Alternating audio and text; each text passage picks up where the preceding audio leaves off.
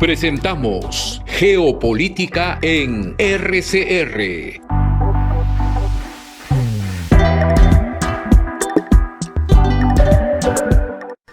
Muy buenas noches, estimados amigos.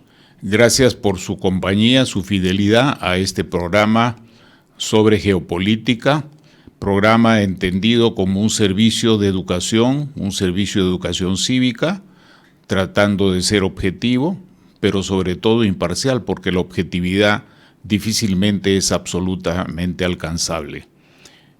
Con integridad, entonces, es que hemos vuelto a invitar a una persona muy destacada, que es el profesor y doctor Eduardo Kaufmann, más conocido como Eddie Kaufmann. Es una persona ya entrada en años, más o menos mi edad, andamos ambos por los 80 años. Él tiene una experiencia muy grande en América Latina, el Caribe, en Europa, en Israel, en toda la zona de Oriente Medio, en procesos de transformación de conflictos para buscar la paz. Él ha estado invitado anteriormente y lo hemos hecho en una gran coincidencia. Eddie es una persona que da mucha importancia al factor humano y al factor de la cultura. Y en eso hemos coincidido, aunque no nos hayamos visto durante muchos años, porque tanto por mi orientación académica, una búsqueda de integración de las ciencias sociales, como decían antes en Europa, la ciencia social con especialidades, pero una ciencia social única, se compaginaba también con mi experiencia de vida desde niño, con judíos palestinos en Iquitos, los Benzús, con otros judíos como David, Ita y otros en Breña, también gente, hijos de árabes palestinos, algunos árabes, musulmanes y otros palestinos católicos. Algunos de ellos jugaban básquetbol cerca de donde nosotros jugábamos, en el Círculo Esportivo Italiano, y ellos en el Club Árabe Palestino. De manera tal pues que esa experiencia de vida coincide con el enfoque en el cual, si el ser humano no cultiva la paz, la fraternidad, la comprensión en su mente, difícilmente vamos a tener otra cosa que no sean guerras. En consecuencia, hemos entrevistado en una primera vez a Eddie, que ha tenido esta bondadosa gentileza de cooperar, en la cual se acentuaron aspectos que los antiguos profesores nuestros de secundaria, los buenos profesores que habían, ahora también los hay, decían: el énfasis en la problemática. Bueno, la sesión de hoy, a modo de casi una conferencia testimonial, más vital que academicista, que purista, va a versar sobre todo por lo que los profesores llamaban, contrario sensu a los diagnósticos, contrario sensu a la problemática, llamaban solucionática. Así es que en este sentido, yo creo que el testimonio que nos va a dar Eddie Kaufmann es muy importante, porque hoy día, como es natural en fenómenos complejos, acuciantes, vitalmente dolorosos como las guerras, las migraciones y otros fenómenos de la contemporaneidad con sus características de contemporaneidad, porque siempre hubo guerras, siempre hubo migraciones antaño, pero ahora tienen características propias, especiales del periodo, de la era en que hemos entrado a vivir. Existe mucha polarización, mucho fanatismo y muchas personas que con todo derecho se creen en capacidad de diagnosticar, pronosticar y recomendar. No es así en el caso de Eddie Kaufmann. Tiene una experiencia, ya ustedes lo han visto en su primera presentación, y ahora él va a hacer una síntesis de lo que es su pensamiento en términos de construcción de soluciones. Porque si hay algo que es evidente, queridos amigos, es que el territorio no va a cambiar, salvo que haya un cataclismo y desaparezca no solo ese territorio, sino otra parte de la Tierra debido a factores naturales, un meteorito o una bomba atómica. Y los seres humanos van a estar ahí, van a seguir existiendo cristianos, judíos, musulmanes, ateos, agnósticos, y van a seguir existiendo personas que tienen un marcado carácter fundamentalista en distintos grupos sociales y en distintas religiones, de manera tal que no es fácil hablar de una construcción de de paz, construcción de cultura de paz, mucho más a una escala macro, porque lo que sí abundan son enfoques absolutamente, proyectos que sin duda son útiles, pero que si no se contextúan en una dimensión política y estatal o transnacional o internacional, son proyectos que no pasan de tener una cierta utilidad. No me extiendo más. Gracias, Eddie, por este esfuerzo. Tienes la palabra. Adelante, por favor. Gracias a ti. Aprecio mucho esta idea que conducimos juntos de hacer dos programas. Y lo que separó el primer programa del segundo programa era una fiesta musulmana muy importante llamada Ramadán, en un contexto donde una guerra comenzó por el Hamas que controla la franja de Gaza. En el otro lado de la Cisjordania, como se llama, está el templo allá que es más importante para los musulmanes, que se llama el Aqsa, y está el de Omar al lado. Y en esa fiesta justamente se pensaba que la guerra que había empezado en Gaza en el mes de octubre por el Hamas, que iba a usar a Jerusalén, que es una ciudad santa para todas las religiones monoteístas que conocemos, judíos, cristianos, musulmanes. Y en ese sentido había peligro de que haya ya mucha violencia. Entonces grabamos el primer programa con la ansiedad de qué va a pasar al día siguiente. Grabamos un lunes y el viernes era el primer viernes del rezo, donde iba a haber más o menos 20 a 50 mil palestinos allá en el monte que se llama Haram al-Sharif en árabe. Y como habíamos grabado, explicamos de que el potencial de guerra era muy alto y sin embargo, dado que había una especie de intercambio de posibilidad de intercambiar prisioneros, jamás no explotó eso, o por lo menos no lo siguieron.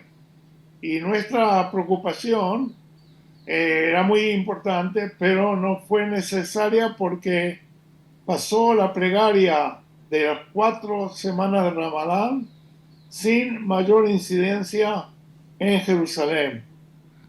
Entonces nosotros habíamos practicado para poder entender lo que podría pasar ahora, que es lo que yo quiero analizar en el sentido de qué se puede hacer para salir de una situación. Le voy a dar una cifra para que vea qué terrible ha sido esta guerra que comenzó, como dije, el 7 de octubre. Tengo la estadística del 8 de abril del 2024, donde el lado israelí, sobre todo judío, aunque también hubo árabes israelíes muertos también, comenzó en un solo día, que había un día de fiesta también, que se terminaba de leer la Torá, el Viejo Testamento. Ese día hubo un ataque del Hamas en Jerusalén donde murieron 1.410 israelíes, sobre todo jóvenes que estaban festejándolo. Y eso resultó ser lo más grave de un día de muertos desde la creación del Estado de Israel, básicamente. Y al mismo tiempo, eso por el lado palestino, cuando Israel decide abrir una guerra contra, en 2 semanas después, ha habido 33.000 o 34.000 muertos por Israel. Son cifras enormes para poblaciones que no llegan las dos juntas a pasar 10 o 12 millones. Entonces estamos ahora en una situación donde, terminada la fiesta de Ramadán, la pregunta es, ¿qué va a pasar ahora? Y sobre todo hay una especie de fatiga, pero al mismo tiempo se han reunido otros países árabes y sobre todo el Líbano con el Hezbollah. Una metodología que hemos acordado, como es muy difícil predecir, sobre todo en la tierra de los profetas, ir por la parte de una profesión muy establecida que son los médicos, la medicina, donde dijimos en la primera grabación que hemos hecho, vamos a hablar de lo que llamamos el diagnóstico, cómo ha ocurrido esa situación de guerra, cuáles son las razones y también dijimos cuál va a ser el pronóstico. Y dijimos el pronóstico puede ocurrir en un mes como el Ramadán o más adelante todavía como ahora, que ya es un mes y una semana. Y muchas cosas han pasado para llevar al día. Entonces dijimos, antes de ir a buscar las soluciones, que es lo que Manuel también habíamos sugerido, tenemos que hacer un paso atrás para ver qué ha cambiado desde la primera grabación de que hemos hecho hace un mes y semana hasta ahora. Recuerden que los médicos decían diagnóstico, pronóstico y tratamiento. Creo que la mayor parte de los televidentes creo que comprende. El médico hace un análisis de la enfermedad y después tiene que hacer una prognosis si le va a dar un remedio o si no hace falta, pues un resfrío. Y el tratamiento es lo más importante, que cómo puede parar la enfermedad. Y con esa estructura, yo dije, o me atreví a decir, que el primer factor que incide en este tipo de guerras es el factor religión, que en el caso de Hamas, abiertamente, junto con un colega, un socio que también está allá, que se llama Jihad del Islam, la palabra Jihad significa guerra santa en idioma árabe, a muerte. Y entonces esa decisión era, desde el punto de vista palestino, en el diagnóstico era acabar con el Estado de Israel, ni más ni menos. En el mejor de los casos iban a permitir a algunos judíos quedarse, pero no. Y entonces el diagnóstico era de que esa violencia va a ser muy alta. Y bueno, llega el momento en donde le doy las cifras, como acabo de darle, que no solo ha habido muertos, ha habido 1.401 por lado israelí y 33.000 por el lado, 34.000 muertos por el lado palestino. Y los heridos son 8 veces más, estoy generalizando. Es y la destrucción de la población civil en ciudades, sobre todo en la parte de Gaza, se calcula que el 66% de los que fueron muertos son civiles, de los cuales un gran por ciento son niños, mujeres y en todo caso no combatientes, en el caso palestino. Por el lado palestino, lo que más se afectó por encima de las cifras altas también fue que 248 personas fueron tomados como hostages, a ver cómo se dice en español, se dice rehenes. Rehenes, exacto. Entonces, de eso llegó el momento después de Ramadán, en donde ya había habido un primer intercambio, donde de los 248 rehenes, solo quedan hoy 133, cuando ya por las muy difíciles condiciones de estar en refugios subterráneos, etcétera, puede ser que haya de 30 a 50 muertos y han quedado por lo menos 133. Y esa es una cifra de hace una semana atrás. Entonces estamos en una guerra donde ha habido cantidad de muertos y civiles en su mayor parte en ambos lados. Entonces, llegando a ese momento, viene el problema de dónde hacemos la prognosis, qué ha ocurrido con la prognosis. Prognosis significaría, es una palabra conocida, me imagino, también en Perú, pero significa cuáles los escenarios de lo que podría ocurrir.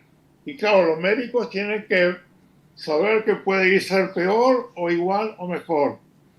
Y acá la paradoja fue que parecía que después del primer intercambio de prisioneros, en donde en la parte de los prisioneros palestinos había una cantidad mucho mayor de liberados palestinos que estaban presos en Israel. Entonces estamos en una situación donde el pronóstico dice puede ser peor o mejor o igual. Ahora, una semana después de terminado la fiesta de Ramadán, viene una fiesta muy pequeña que se llama Eid al-Fitr, 3 días más, y empezamos a ver un elemento que comienza a ser más y más prevalente.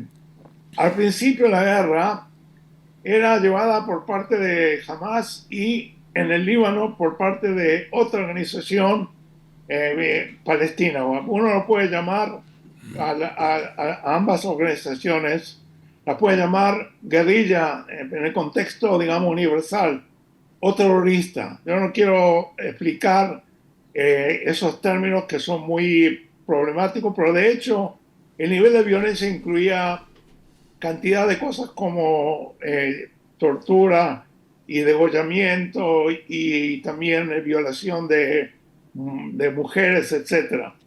Entonces, con ese nivel de violencia, también del Líbano comienza, y también comienza del Yemen, un grupo chiita que se llama Hutu, muy cercano, y todo eso manipulado desde el central, desde Irán, con los chiitas de Irán que están haciendo ese ataque a la existencia del Estado de Israel, la tierra prometida para los judíos y también la tierra del Islam para los árabes. Estoy retomando un poco de lo que ya habíamos hablado, porque el tema se agrava más cuando unos actos que Israel también perpetúa en Siria, donde había un ejército, asesores de ejército iraníes y muy comprometidos con el gobierno sirio, y comienza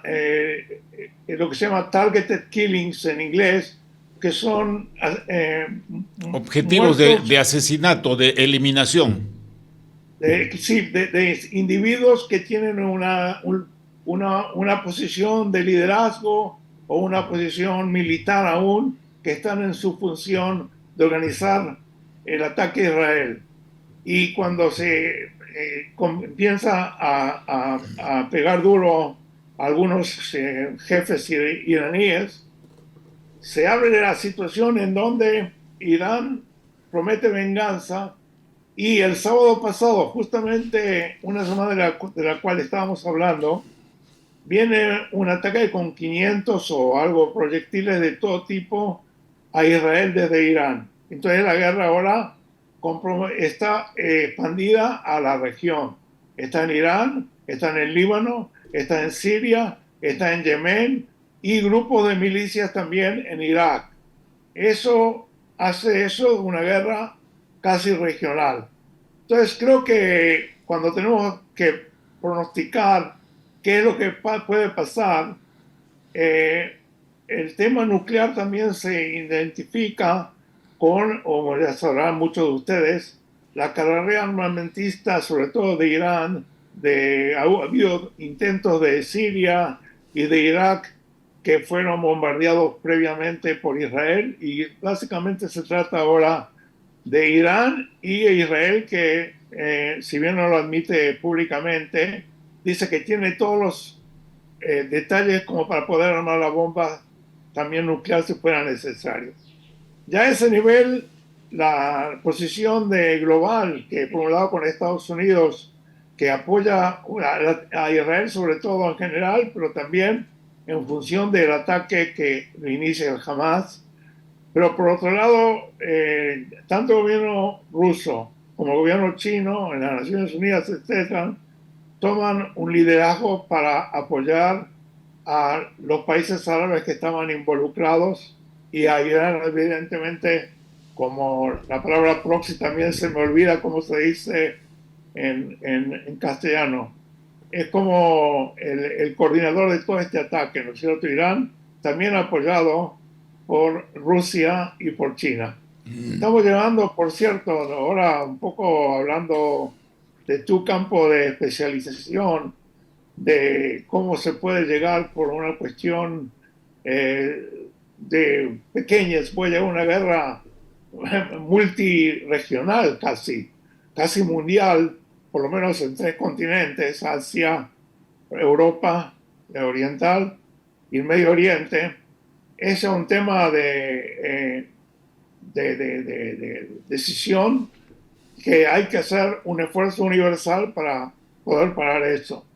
Mucha gente, como la que yo me incluyo, hace tiempo que está pidiendo y tratando de hacer un tratamiento. Como dijimos, conocemos ya la causa, que es el diagnóstico. Conocemos también el pronóstico, que ha llegado a la situación más peligrosa que uno puede pensar. Y ahora tenemos que pensar en cómo se puede hacer el tratamiento, donde creo que me voy a parar aquí para dar lugar ya a una segunda pausa, ¿no es cierto?, donde se pueda ya con gusto hablar del tratamiento. Con gusto. Déjame hacer un micro comentario mientras ordenas tus apuntes y luego te vuelvo a conceder la palabra. Yo quería decir una cosa, que este enfoque que tú dices de los médicos no es solamente el enfoque individual. En la Organización Mundial de la Salud y otras agencias internacionales que se dedican a esto, universidades, por ejemplo, en Estados Unidos, Harvard, que formó desde los años 30 para América Latina y en apoyo al Perú, médicos, administradores de salud, planificadores de salud, lo mismo que en la Escuela de Salud Pública de la Facultad de Medicina de la Universidad de Concepción en Santiago de Chile, la Universidad de La Plata en Argentina, la Universidad de Sao Paulo, la Universidad de Buenos Aires y otras. ¿Qué quiero decir? Que también en lo que se llama contemporáneamente desde el siglo pasado atención primaria de salud, primary care health, esta atención primaria de salud también tiene las mismas características, pero no en un enfoque individual, sino de grupos sociales, sociedades, regiones, etcétera. Y hay un detalle interesante que me gustaría mencionarte, Eddie, y también a nuestros amigos que nos acompañan. En los años 70, 80, un hermano de Arafat, médico, trabajaba en la Organización Mundial de la Salud y trabajaba junto con judíos, cristianos, comunistas, no comunistas, etcétera. Era la época en la que muchas personas apoyaban todavía a la OLP. Y ya la OLP en ese momento tenía dos vertientes, una vertiente política que era bastante atractiva para mucha gente, entre ellos muchos amigos míos que apoyaban, y yo también en algún momento abiertamente, los derechos de esta gente no judíos, no católicos, árabes, palestinos, para que tuvieran su propio régimen de derechos, su propio Estado, como se dice, ¿no? Y la otra vertiente de la OLP era la vertiente militar, y la vertiente que preparaba militares para actividades de guerrilla, de sabotaje, de inteligencia y también de terrorismo. Esto lo digo con absoluto conocimiento de causa porque yo he convivido con esas personas de distintos países de América Latina que fueron entrenados en la OLP, en algunos casos identificados acá en el Perú y en otros casos en América Central, en Guatemala y en Nicaragua en particular, en todos los años que precedieron, todos los años de la guerra, el triunfo de la revolución sandinista, luego su declinio y luego los acuerdos de paz. De tal manera que subrayo entonces dos cosas. Los asuntos no son entre santos y pecadores. Hay una complejidad en todas esas cosas, como también en el mundo judío, del mundo de los creyentes judíos. Hay también sectores sumamente radicales, que son pequeños, son muy pequeños, tienen mucho poder de organización, de información y económico, pero son muy pequeños que sostienen pues que Dios les ha dicho que ellos van a recibir ese territorio. Y lo mismo dicen los musulmanes, ¿no? De tal manera que ahí hay dos concepciones que no son idénticas, pero son muy parecidas y que ambas conducen al fanatismo, ¿no? No obstante eso, hay periodos muy importantes de la historia en que judíos han apoyado a musulmanes. Paradójicamente, en los inicios de la expansión del Islam, hubo grupos, tribus judías que apoyaron la guerra del profeta, ¿no? Y viceversa en otros momentos, y también ha habido contradicciones que no vamos a entrar al caso. En síntesis, quiero decir que me parece muy bien este enfoque porque empalma también con enfoques de planificación general de tipo macrosocial, no solamente individual, en los cuales el diagnóstico también es difícil, el pronóstico más difícil y la solucionática todavía más. Dicho esto, para comentar y hacer algunos alcances a tu primera parte, te devuelvo la palabra, Eddie, para escucharte con toda atención. Gracias, Manuel. Fíjate, yo quisiera ya dejar este tema y ir a hablar de quién es más responsable en este caso. Y habíamos hablado hace unos días, preparando esta conversación, sobre, tú dices, santos y pecadores, totalmente correcto, porque yo acabo de decir la vez pasada muy en detalle, ahora muy brevemente, que el problema, la variable fundamental que lleva a esta guerra es la religión. La religión, a pesar de que la gente piensa que todo es economía y en general tiene gran vigencia, y hay una lucha por poder, obviamente, pero hay un fanatismo religioso que en el lado israelí también existe, y hoy en posiciones de gobierno de gran importancia, y por eso lo destaco, que es como en el caso de la ocupación israelí de los territorios, no es correcto para el caso del Hamas. Fíjate que allá por el 2005 viene un primer ministro israelí muy ex militar, que cuando se viene la ola de llegar a una paz con dos estados y todo eso, él decide el señor Sharon que en realidad Israel tiene que retirarse unilateralmente de Gaza. Una década atrás de lo que estamos, 2 décadas atrás, perdón, 2005 de lo que estamos hablando ahora. Y saca por la fuerza también, si es necesario, a todos los asentados judíos israelíes que estaban floreciendo básicamente en la franja de Gaza, en agricultura y otras cosas, a pesar de que no hay lugares santos, en particular judíos, que puedan explicarlo desde el punto de vista religioso. Muchos de ellos eran religiosos, porque es esa ala del judaísmo que implica también el tener el control de la Tierra Santa, las versiones históricas de tantos miles de años explica que también en esa zona hubo un momento donde había pericia, también un momento donde había también control por parte de los judíos. Y por lo tanto, quería rescatar eso de decir, estamos viendo ya nuevamente una situación donde los extremismos religiosos es la causa principal, y lo vuelvo a decir, de esta confrontación. Ni que hablar que Irán, que tiene el deseo de controlar a todo el Medio Oriente, porque está dividida entre chiitas y otras sectas y sunitas, Irán tiene un sentido también colonialista, por así decirlo, a su versión de la religión islámica. Entonces la cuestión que estábamos hablando la última vez entre nosotros fue: ¿quién maneja ahora la situación allá en Israel o en las franjas de Gaza? Y yo también quiero hacer una comparación entre Netanyahu, que ya todo el mundo lo conoce por tantos años, más que cualquier otro líder político de Israel, de haber estado en el gobierno.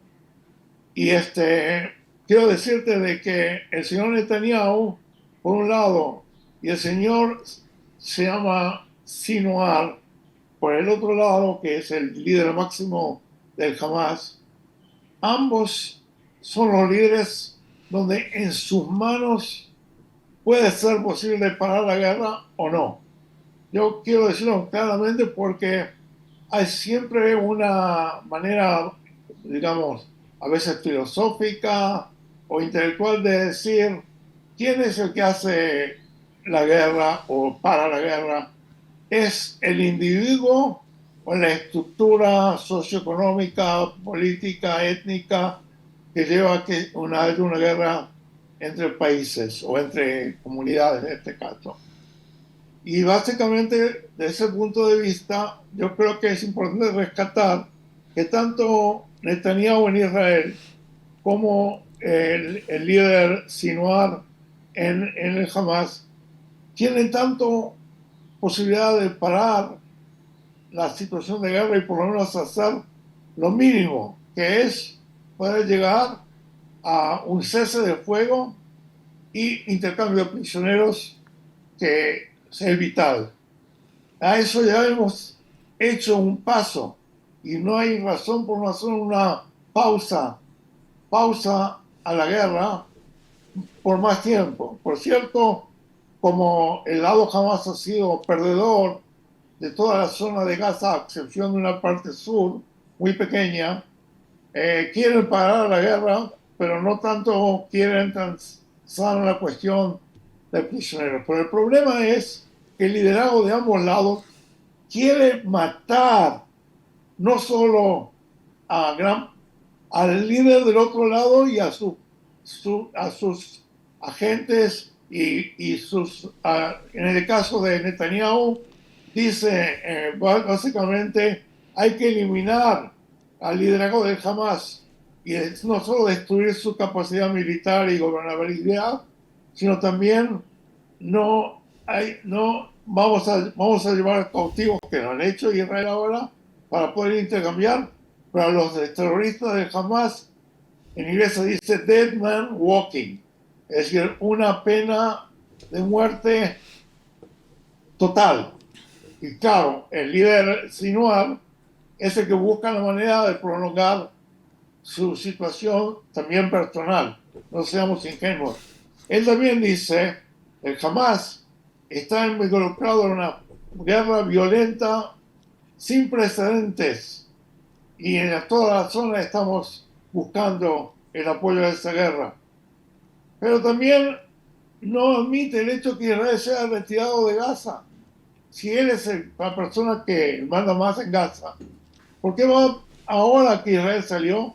Él diría que en solidaridad con el mundo árabe, pero también porque Israel no tiene derecho a existir.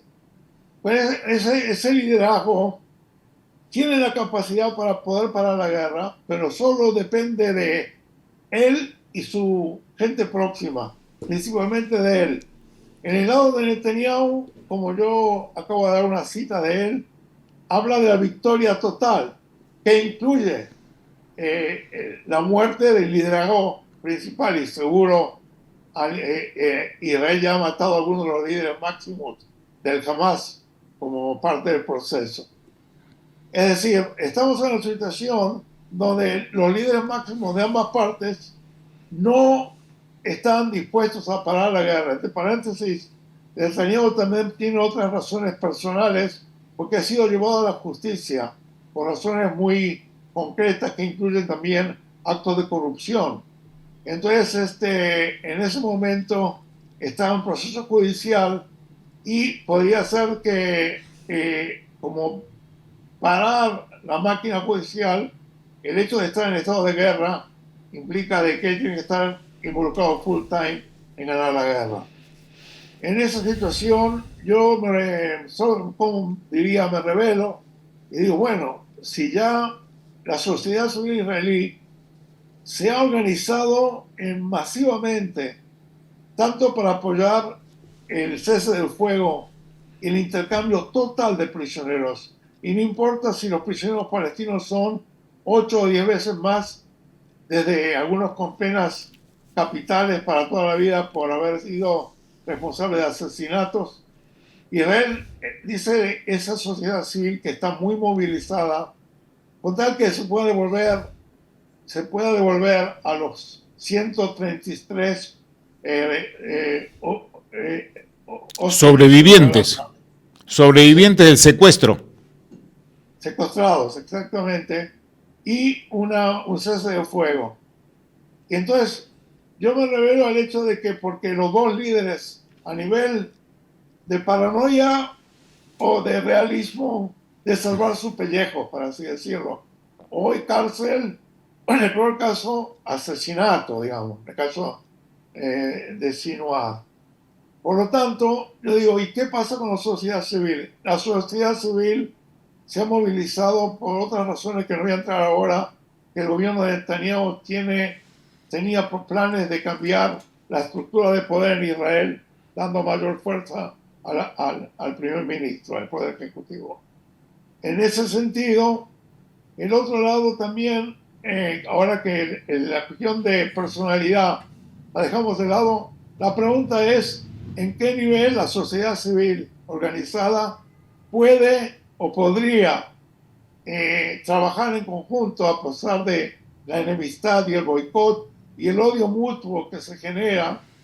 En qué medida la parte palestina estaría dispuesta a poder reemplazar Hamas y buscar formas de convivir en dos estados soberanos. Y ahora quiero reafirmar lo que tú mencionaste brevemente, que es el caso actual de la OLP, que ya en el año, para fines de los años 80, 1980, el mismo señor Arafat dijo que se podía vivir en dos estados, uno al lado de otro. Y desde entonces ha sido la posición oficial de la autoridad palestina, que maneja, por lo menos de forma de autonomía, pero no de soberanía, los territorios ocupados de la Cisjordania, lo que en Israel muchas veces ya se llama Judea y Samaria, implicando la razón bíblica de por qué debe pertenecer a Israel. Y no es mayoría ni minoría, es un grupo muy importante, pero por ley hay que decir Judea y Samaria en las estaciones públicas gubernamentales, estaciones de radio, televisión, etc. Bueno, estoy ya sumando el tema el liderazgo personal, y ahora viene la pregunta que es la final que yo quisiera hacer. ¿Y qué puede hacer la sociedad civil? Si la sociedad civil palestina no se moviliza hoy, en general, para poder confrontar al Hamas que vive y existe dentro de la Cisjordania y que ha acabado con la OLP en Gaza, que básicamente ha habido una guerra civil básicamente en Gaza contra la OLP. En esa situación, creo que a falta de liderazgo motivado a llegar a yo no siquiera hablo de paz, una especie de cese de fuego, el idioma árabe y sobre todo la parte islámica en su tradición usa un término que se dice hudna, que es un armisticio, para así decir, Sí. que se puede hacer por 10 años, y aún a ese nivel no se puede llegar por el liderazgo por sus razones, como acabo de mencionar. Queda la pregunta abierta, ¿y qué podemos hacer? No solo israelíes que quieren una paz justa, no solo palestinos, que sí los hay, y en Cisjordania son parte del gobierno palestino, que quieren dos estados soberanos, uno muy cooperando con el otro. ¿Qué se puede hacer para tratar de volver a esa situación que no puedo entrar ahora por tiempo al proceso Oslo de casi Arafat y Rabin habían llegado a poder solucionarlo? Entonces, la parte última que yo quisiera hablar es la responsabilidad social de gente como yo y mi pueblo, de poder, cuando el líder máximo de mi sociedad o el líder máximo de la otra sociedad, por razones fanáticas, o sea, también de privilegio personal, o de cualquier salvar su pellejo o lo que sea, ¿qué puede hacer la sociedad civil? Y de eso quisiera abrir ahora ya, después de tu comentario, la posibilidad de poder dedicarle lo que quede del tiempo a un plan que se ha gestado con grupos de la sociedad civil multipartidario, yo diría, porque el tema trasciende izquierda-derecha al tema de cómo parar el fuego y cómo poder llevar a que los prisioneros sean liberados. Mira, yo preferiría solamente enunciar un concepto que eventualmente puedes tomarlo o no en esta parte que sigue a tu presentación. En caso que no lo tomases, me gustaría que lo conversáramos al final. Entonces, permíteme solo enunciar esta noción de la sociedad civil. Es una noción básicamente occidental y que de una u otra manera se ha ido extendiendo a otras sociedades y culturas en el mundo. Entonces voy a asumir que hay una sociedad civil en Egipto, hay una sociedad civil en Egipto, que hay una sociedad civil en Arabia Saudita, que hay una sociedad civil en Turquía, que hay una sociedad civil en otros actores, ¿correcto? Para no circunscribir únicamente el tema de la sociedad civil en Palestina, donde se puede decir sería casi un milagro que pudiese expresarse, porque si alguien ha vivido alguna experiencia de estar en guerra, dirigidos por una élite, en el sentido de una minoría, ¿ya? Una minoría, la minoría militar absolutamente radical, está en el teatro de operaciones, no está dirigiendo la guerra desde Irán u otra parte. En Irán se da un marco de la alianza, pero la dirección y ejecución de la guerra está dentro de esa zona, particularmente en Gaza que estamos hablando, y no solamente en la superficie, sino en toda una ciudad de túneles que hay abajo. Entonces, ahí es muy difícil que exista una disidencia, que es lo que se le llamaría. Es muy difícil que exista una disidencia. En Israel la cosa no va con flores tampoco, no salen cantando con flores y guirnaldas a decir viva la sociedad civil, porque hay también represión. No olvidemos que sectores fundamentalistas y fanáticos de judíos asesinaron a líderes judíos que estaban en favor de la paz, así como musulmanes asesinaron a Sadat, que firma la paz. Entonces, en resumidas cuentas, no quiero extenderme, quiero decir que sociedad civil por parte de los musulmanes que están en Gaza o Cisjordania, bien difícil. Sociedad civil por parte de Israel, también difícil, pero más probable, tiene más probabilidades, porque a fin de cuentas es un Estado que elige, que tiene elecciones, aunque hoy estaban a punto de entrar a un Estado centralizado sin Corte Suprema. Es lo que estaba buscando Netanyahu y el grupo de fanáticos y radicales que le acompañan. Pero ese grupo de fanáticos y radicales, aunque no quiero que esto, solo lo quiero mencionar, no quiero que entre en la discusión porque nos lleva demasiado lejos y nos quita tiempo para la parte medular que tú has preparado. Aunque tanta relación tienen los de Hamas como la organización militar israelí con grandes corporaciones y estados productores de armas. Dejémoslos de lado un rato, ¿correcto? Pero ese es el núcleo duro, porque la gente no se mata con palomas, ni se mata con flechas, se matan con ingenios militares muy modernos. Entonces, sociedad civil en un lado, sociedad civil en otro lado, y yo sugiero que también la sociedad civil en estos estados teocráticos, que de alguna manera pues hay una opinión civil, de alguna manera, pero la teocracia no permite eso, ni en Arabia Saudita, ni en Irán tampoco, aunque uno sea chiita y el otro sunita. Y además en otros países, en algunos casos los sunitas son todavía mucho más terroristas que otros grupos. Eso es una realidad. Pero en el caso de Egipto sí es importante, porque tanto los sunitas como en Egipto no han movido un dedo militar en todo el proceso de la escalada del conflicto. Hasta ahí quiero quedarme y te ofrezco la palabra tratando de pedirte que si alguna de estas cosas pueden retomarse después o ahorita como tú desees. Adelante. Muy breve, Eddie, porque quiero dedicar la mayor parte del tiempo, no sé cuánto nos queda, a qué hacemos. La pregunta es... 25 minutos, concéntrate en eso, con mucho gusto, concéntrate en eso. En los 20. No, pero puedo dos o tres minutos, quiero probar a esa posibilidad, porque estamos hablando justamente de dos cosas que quisiera rescatar. El tema sociedad civil y que tiene que ver mucho que ver con gente como Putnam y otros académicos, es cierto, un poco académico.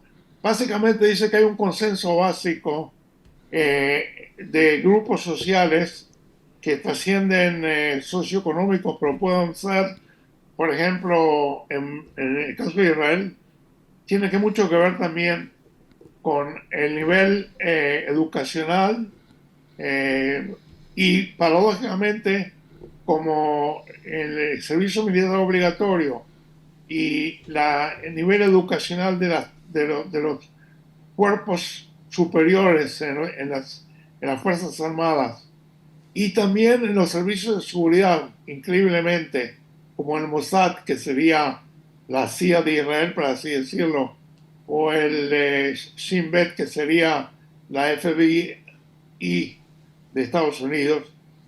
Ellos, cuando salen de su posición muy no abierta por disciplina a sus instituciones jerárquicas, eh, se transforma en muchos de ellos, por encima de lo que uno puede pensar, en aliados y parte de la sociedad civil. Porque también el servicio militar es obligatorio en Israel. Hay un sentimiento de patriotismo en el sentido de defender. Esta última guerra es un muy buen ejemplo, donde Israel fue atacado. ¿No es cierto? Todo el mundo comprende eso, por jamás. Y hubo gente que quiso volver de donde viven en el extranjero y todo para poder ayudar, digamos, a salir de esta situación.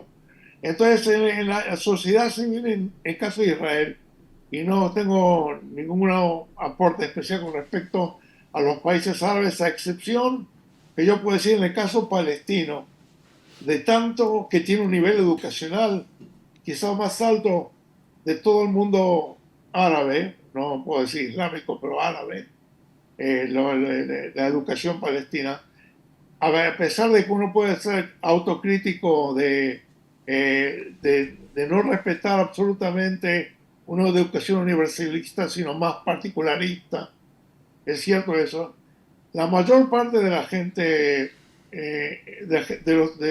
no digo los más activos, cuando salen de las Fuerzas Armadas y de los servicios de seguridad, muchos de ellos se involucran en la sociedad civil. Para un ejemplo, obviamente profesor de universidad, y me incluyo, tienen mayormente, en el caso de Israel, con seguridad, el deseo de poder llegar a una paz justa, etcétera, como responsabilidad social por tener de acceso a una educación de tantos años, tenemos una obligación de buscar los derechos humanos, democracia y paz. Esos son los valores, digamos, de la sociedad civil. Está bueno, Bueno, está ahora muy voy claro. entonces, ¿qué hacemos?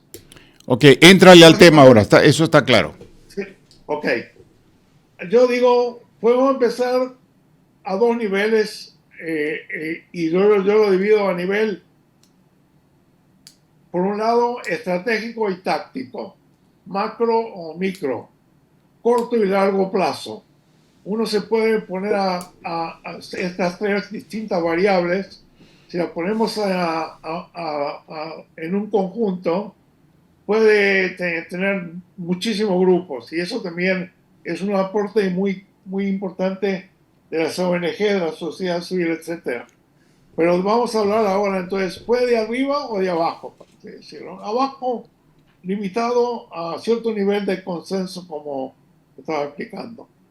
Entonces, quisiera hablar primero de abajo para arriba, que es lo que yo personalmente he estado haciendo como ciudadano con responsabilidad social y muchos colegas universitarios en particular también. Quisiera comenzar a hablar de cuáles son los tres elementos que movilizan a la sociedad civil.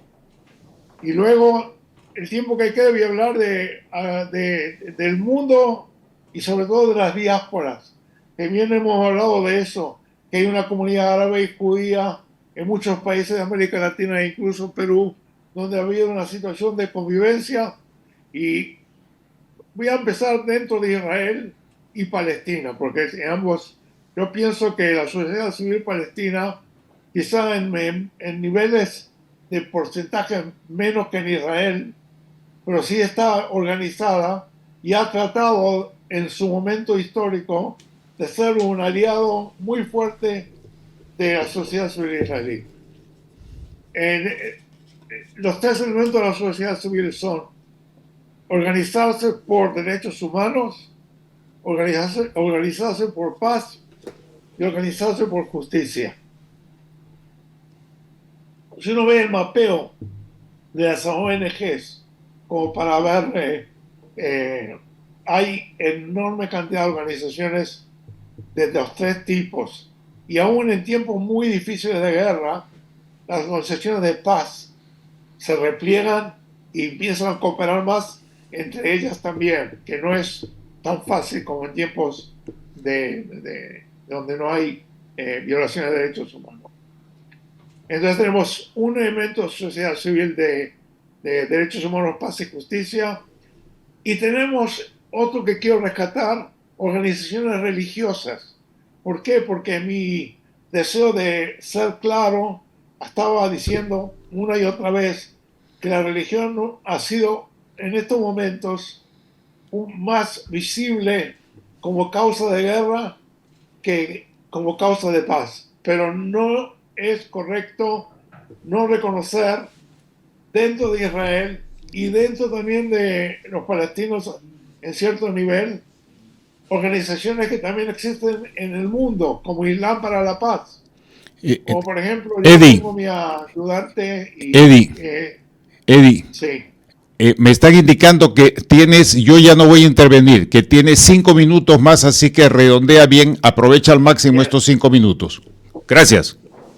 Organizaciones religiosas de Islam también, y también religiosas judías, de la religión judía, aún de distintas denominaciones, como que nosotros llamamos reformistas, ortodoxos, y en el medio de ellos los conservadores. Son distintas agrupaciones que existen también en Israel. Y quiero dejar una palabra para que sea también un mensaje para las comunidades de América Latina que escuchan tu programa, y las diásporas judías e islámicas son a veces más extremas en su directiva que los que vivimos el conflicto diariamente. Un sentimiento de que no puede criticar a un gobierno israelí porque vive fuera de Israel, y también una relación mucho más afectiva, de amor obviamente, para así decirlo, hace que las diásporas a veces, como decía Benedict Anderson, que las diásporas tienden a ser más extremas que la gente que vive diariamente el conflicto. Eso también yo lo he podido ver en algunas comunidades en América Latina, pero también traté de buscar la posibilidad de buscar grupos que trabajen en conjunto. Y así ha ocurrido también en esta última guerra que comenzó en octubre. Hay un grupo que se llama CLAPIC, que existe, Confederación Latinoamericana por Paz Palestina-Israelí, donde incluye justamente a quien quiera, pero sobre todo un grupo importante de gente de origen musulmán y judío y cristiano, obviamente.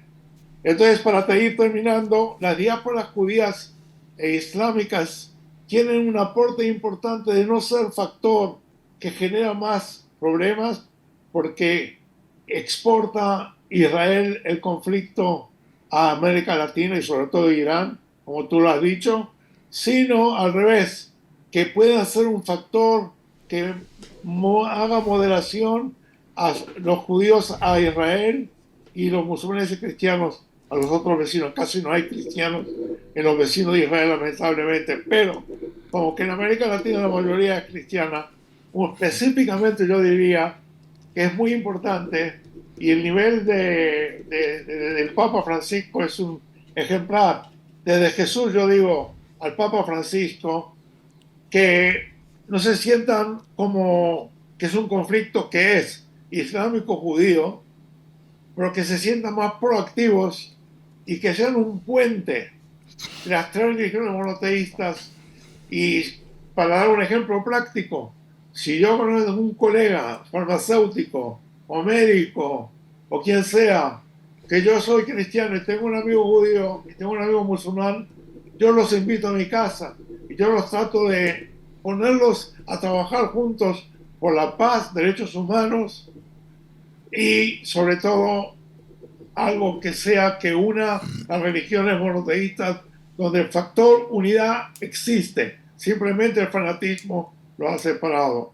Entonces, con una palmada en la espalda, tú invitas a una familia, la mayoría cristiana, debería ayudarnos y ser activas en este momento en América Latina para si conocen de un lado u otro algunos colegas judíos musulmanes que quizá ahora la mayoría no se habla por culpa del Hamas y de un gobierno israelí extremo. Pero yo diría al revés, en lugar de que importen el conflicto de Medio Oriente a América Latina, como ocurrió en Argentina, por ejemplo, y en otros países, que exporten a Israel los cristianos que nos ayuden a unir a musulmanes y judíos, que hay una organización en América Latina que se llama Islam para la Paz, hay otra que se llama Juventud Islámica y Judía Universal, y en América Latina existe, pero son pequeñísimas burbujas que tienen que ser fortalecidas por el bien común, que en el Medio Oriente estamos muy alejados de eso. Me quedó en el tintero lo que yo quería decir a nivel macro. Estaba hablando a nivel de una cosa muy específica. Dilo de una forma sintética. Trata de expresarlo en breves palabras, por favor. Mira, quería hablar del rol de Estados Unidos, que a mi juicio, y no es que yo no dejo de criticar al imperialismo, etcétera, cuando sea necesario, pero en este caso, el presidente Biden y también su predecesor Obama han tratado de ayudar, y esa decisión de confrontar, aún si es necesario, a dirigentes fanáticos, por ejemplo, acaba esta semana de prohibir a llegar a que vengan a Estados Unidos algunos fanáticos asentados que han usado violencia, judíos que han usado violencia contra la población árabe y palestina. Y yo creo que hubiera hablado de Biden y su gobierno como el de Obama, no el de Trump, que también jugó mal en el Medio Oriente. Al final hizo alguna que otra cosa a nivel regional. Bueno, me paro porque la verdad que uno se emociona y cuando llega el momento no puede abarcar todo. Espero cuando haya buenas noticias, si es que la habrá, y la habrá, que tenga la oportunidad de poder hablar con los televidentes nuevamente de la buena noticia. Pero en estos momentos es una SOS urgencia que en América Latina las comunidades judías, árabes, musulmanes y cristianas sobre todo nos lleven a luchar por traer la paz que existe en América Latina entre países, no cabe duda, y en comunidades también en general. Eso es lo que yo quería decir. Muchísimas gracias, Eddie. Yo solamente al despedirme quiero decirte que nosotros, tú, yo y otras personas, no somos muchos, pero existimos, abogamos, porque vamos a seguir existiendo personas diferentes, religiones diferentes, sociedades diferentes, durante la guerra y después de la guerra. Trabajemos para que podamos coexistir y convivir mejor después de la guerra. Y yo, a lo que tú has señalado, al último alcance de la dimensión estructural o superestructural desde arriba que has mencionado de Estados Unidos, yo quiero mencionar, enunciar uno, Egipto. No obstante que desde los años 60 el profesor Anwar Abdel Malek dijo que era una sociedad militar y tiene un libro de los años 68 sobre el particular, hay una sociedad civil y Egipto es un asunto, es una sociedad que pesa. Y por mi parte yo también me sumo a lo que tú dices. Invitaré a mis amigos diplomáticos, académicos y militares a tratar y a seguir trabajando por este tema para poder sobrevivir a la guerra y mejorar las condiciones de vida en paz. Muchas gracias por tu testimonio y las razones y los ideales que nos has reiterado esta noche. Que tengan un buen fin de fiesta allá en los que estén celebrando alguna fiesta, y que continuemos todos trabajando por esto, porque mientras no construyamos la paz en la mente de los seres humanos, seguirán existiendo guerras. Muchas gracias y un gran abrazo para ti y tus colegas judíos y palestinos. Un abrazo. Hemos presentado Geopolítica en RCR.